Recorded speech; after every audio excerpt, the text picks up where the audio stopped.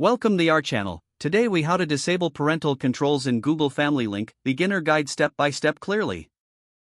To disable parental controls in Google Family Link, start by opening the Family Link app on your device.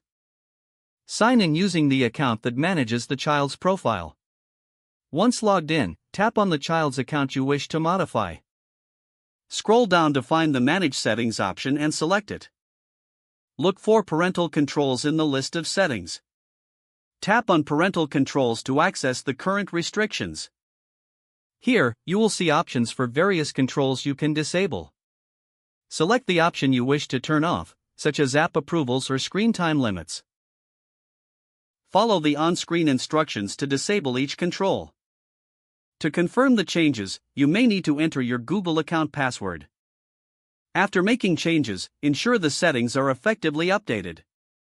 Finally, exit the Family Link app once you've completed the process.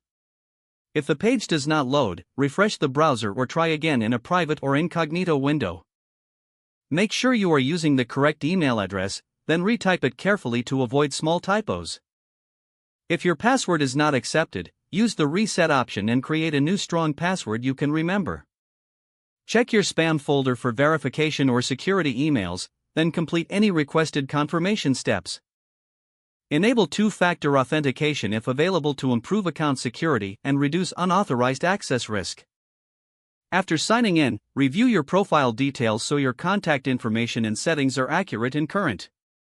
If you see an error message, note it down and try again after restarting your device and internet connection.